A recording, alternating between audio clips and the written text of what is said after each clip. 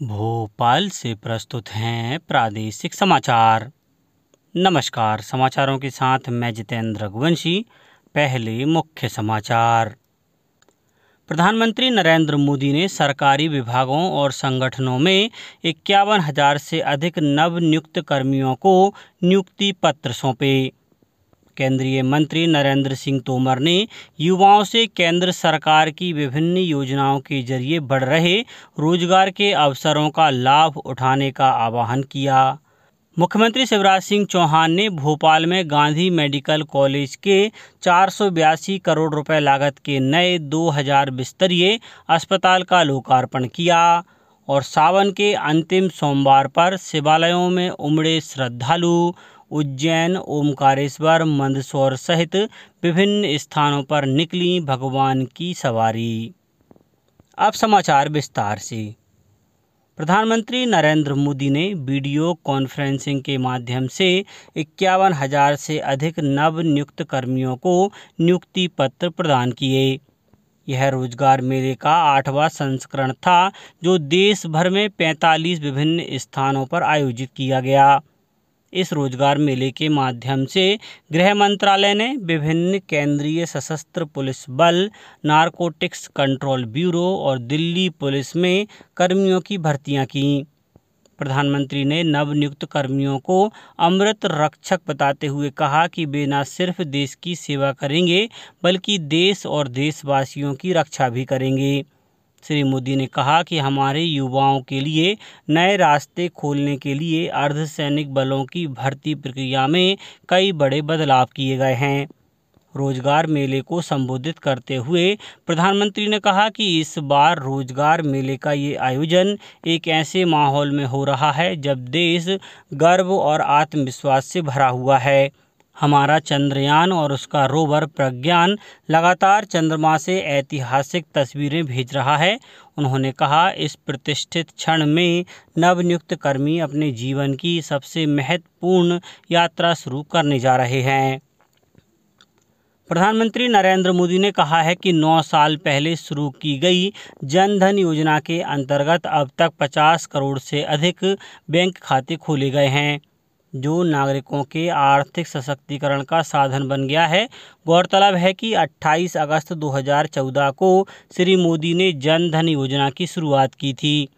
प्रधानमंत्री ने एक कार्यक्रम को संबोधित करते हुए कहा कि लगभग 21 लाख बैंक मित्र लोगों के घर घर जाकर बैंक खाते खोलने और अन्य वित्तीय सेवाएं प्रदान करने में महत्वपूर्ण भूमिका निभा रहे हैं। प्रधानमंत्री ने ऋण सुविधाओं तक बेहतर पहुंच प्रदान करने में मुद्रा योजना, पीएम स्वनिधि, महिला स्वयं सहायता समूहों के महत्व को भी रेखांकित किया। शासन में क्रांतिकारी परिवर्तन लाने में युवाओं की भूमिका का उल्लेख करते हुए प्रधानमंत्री ने कहा कि आज की पीढ़ी समस्याओं के स्थायी समाधान की तलाश में है, न कि खंडित समाधानों की। केंद्रीय कृषि एवं किसान कल्याण मंत्री नरेंद्र सिंह तोमर ने भोपाल में आयोजित रोजगार मेले में युवाओं से सरकारी नौकरी से आगे बढ़कर सरकार की विभिन्न योजनाओं के माध्यम से निरंतर बढ़ रहे रोजगार के अपार अवसरों का लाभ उठाने का आह्वान किया। सशस्त्र सीमा बल अकादमी द्वारा भोपाल के बैरागढ़ में आयोजित मेले में श्री तोमर ने कहा कि हम जितना अधिकारों के प्रति सजग हैं, उससे थोड़ा ज़्यादा दायित्वों के प्रति भी सजग रहें। उन्होंने कहा कि जब नेतृत्व विजनरी हो, सक्रिय हो, देश के प्रति समर्पित हो और ऐसे नेतृत्व में देशवासियों को आगे बढ़ाने का जज्बा हो तो परिणाम अच्छे ही आते हैं।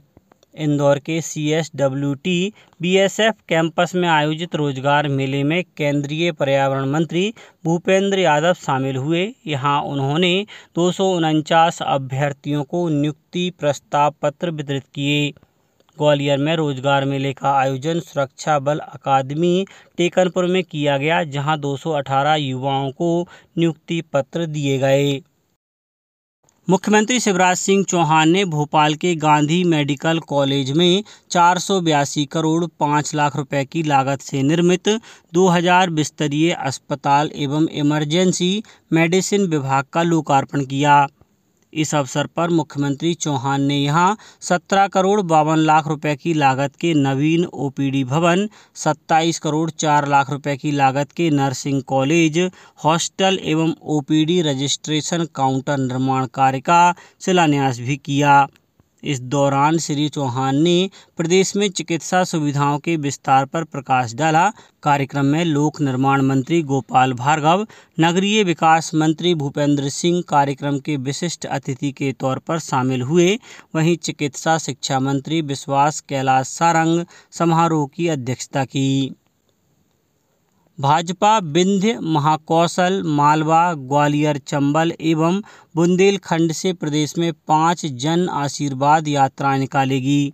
पहली यात्रा विंध्य क्षेत्र के चित्रकूट से 3 सितंबर को शुरू होगी, जिसका शुभारंभ केंद्रीय गृह एवं सहकारिता मंत्री अमित शाह करेंगे। दूसरी यात्रा महाकौशल के मंडला से 5 सितंबर को प्रारंभ होगी, जिसका शुभारंभ भी श्री शाह करेंगे। तीसरी यात्रा इंदौर संभाग के खंडवा से और चौथी यात्रा मालवा के नीमच से 4 सितंबर को प्रारंभ होगी और केंद्रीय रक्षा मंत्री राजनाथ सिंह इसका शुभारंभ करेंगे। पांचवी यात्रा ग्वालियर चंबल संभाग के श्योपुर से 6 सितंबर को प्रारंभ होगी, जिसका शुभारंभ पार्टी के राष्ट्रीय अध्यक्ष जेपी नड्डा करेंगे। यह 5 यात्राओं का पंडित दीनदयाल उपाध्याय की जयंती पर 25 सितंबर को भोपाल में होने वाले कार्यकर्ता महाकुंभ में समापन होगा। सभी जन आशीर्वाद यात्राएं कुल 10,643 किलोमीटर की दूरी तय करेंगी और प्रदेश की 210 विधानसभाओं से गुजरेंगी। कल सावन का अंतिम सोमवार था। इस अवसर पर उज्जैन के महाकाल मंदिर में दर्शन के लिए बड़ी संख्या में श्रद्धालु पहुंचे। मुख्यमंत्री शिवराज सिंह चौहान ने भी इंदौर पहुंचकर महाकाल मंदिर में पूजा की और प्रदेश की समृद्धि और खुशहाली की कामना की। यहां भगवान महाकाल की भव्य अंतिम सवारी निकाली गई। उधर आगरमालवा स्थित प्रसिद्ध प्राचीन और ऐतिहासिक शिवालय श्री बैजनाथ महादेव की शाही सवारी प्रतिवर्ष अनुसार पारंपरिक रूप से धूमधाम से निकाली गई। शाही सवारी में झांकियां, अखाड़े व बैंड, झंडा व भजन मंडलियां आदि शामिल हुईं। खंडवा जिले के ओमकारेश्वर में श्रावण मास के अंतिम सोमवार को 50,000 से अधिक श्रद्धालु पहुंचे और नर्मदा नदी में स्नान कर पूजा की। अशोकनगर जिला मुख्यालय पर सावन के आखिरी सोमवार के दिन मंदिरों में श्रद्धालुओं की काफ़ी भीड़ रही। उधर मंदसौर में भगवान पशुपतिनाथ की शाही सवारी निकाली गई। अब बात मौसम की। प्रदेश में फिलहाल बारिश थम गई है और कुछ जिलों में ही बूंदाबांदी हो रही है। हालांकि मौसम वैज्ञानिकों ने 1-2 सितंबर को जबलपुर और शहडोल संभाग के जिलों में सिस्टम के सक्रिय होने का अनुमान जताया है। इससे तेज बारिश हो सकती है। भोपाल, नर्मदापुरम और सागर संभागों में कहीं कहीं बूंदाबांदी हुई। रायसेन में 4 मिलीमीटर पानी बरसा, जबकि भोपाल, सागर और पचमढ़ी में भी बूंदाबांदी हुई। बाकी शहरों में धूप खिली रही। मौसम विभाग के अनुसार अगले 24 घंटों में प्रदेश के भोपाल, नर्मदापुरम, जबलपुर, सागर संभाग में कहीं कहीं बूंदाबांदी हो सकती है। बाकी जगहों पर मौसम खुला रहेगा और गर्मी और उमस का असर बढ़ सकता है। अब कुछ समाचार संक्षेप में। गुना सांसद डॉक्टर केपी यादव ने गुना रेलवे स्टेशन से गुना बीना मेमू ट्रेन को हरी झंडी दिखाकर रवाना किया। आगरमालवा जिले के सोयत कला में तहसील भवन निर्माण के लिए 7 करोड़ 95 लाख रुपए स्वीकृत किए गए हैं।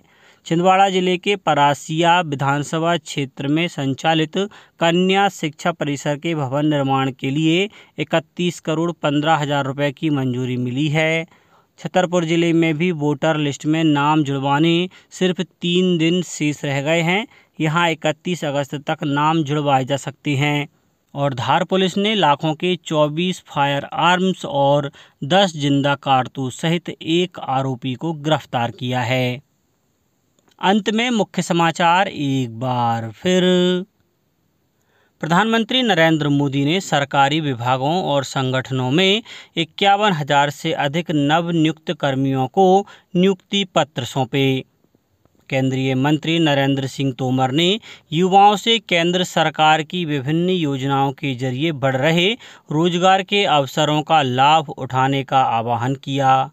मुख्यमंत्री शिवराज सिंह चौहान ने भोपाल में गांधी मेडिकल कॉलेज के 482 करोड़ रुपए लागत के नए 2000 बिस्तरीय अस्पताल का लोकार्पण किया और सावन के अंतिम सोमवार पर शिवालयों में उमड़े श्रद्धालु उज्जैन, ओमकारेश्वर, मंदसौर सहित विभिन्न स्थानों पर निकली भगवान की सवारी। आज के इस बुलेटिन में बस इतना ही। नमस्कार।